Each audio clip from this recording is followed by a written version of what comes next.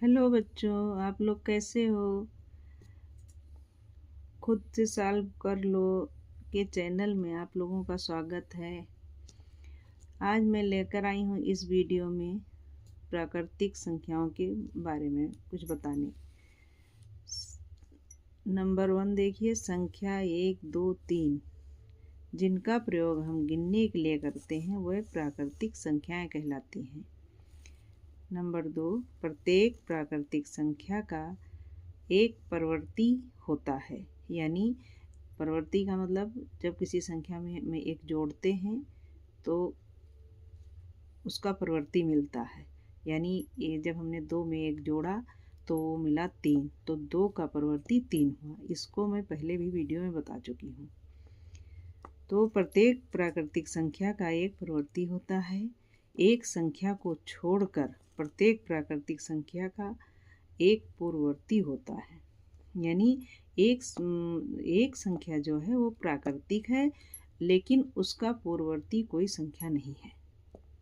अर्थात जो एक प्राकृतिक संख्या है उसका कोई पूर्ववर्ती संख्या नहीं होती है, क्योंकि सबसे छोटी वही होती है। नंबर 3, शून्य का कोई पूर्ववर्ती संख्या नहीं होती है। नंबर 4, शून्य प्राकृतिक संख्या नहीं है, शून्य मानव निर्मित संख्या है। प्रश्न नंबर 1, प्राकृतिक संख्याएं क्या हैं? उत्तर, प्राकृतिक संख्याएं संख्या प्रणाली का एक हिस्सा हैं जिसमें एक से केवल शुरू होकर अनंत तक होती हैं। प्राकृतिक संख्याओं के उदाहरण 25, 27, 46, 990 आदि। प्राकृतिक संख्याएं जो हैं वो एक से शुरू होती हैं और अनंत तक जाती हैं। उनकी कोई लिमिट नहीं है कि वो कहाँ तक जाती हैं।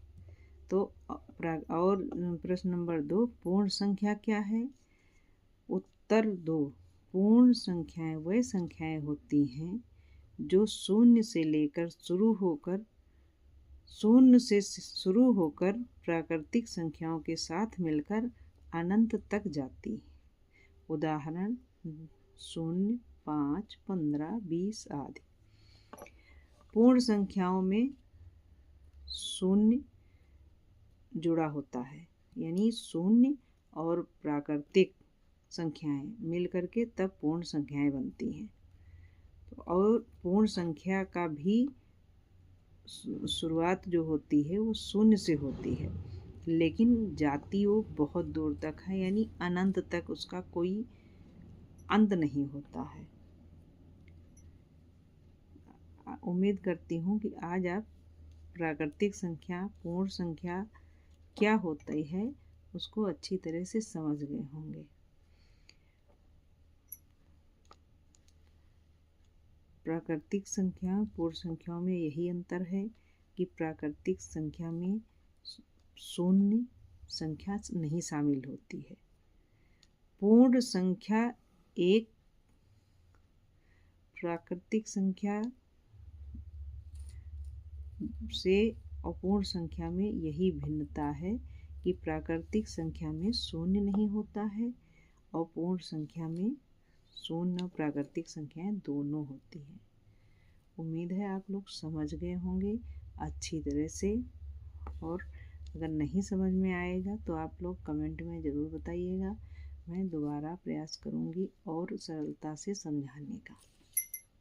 तब तक के लिए आप लोग वीडियो देखिए, सब्सक्राइब करिए, लाइक करिए और बताइए कि और किस टॉपिक पर मैं वीडियो आपका किस टॉपिक पे वीडियो बनाऊं। मिलती हूँ दूसरे वीडियो में।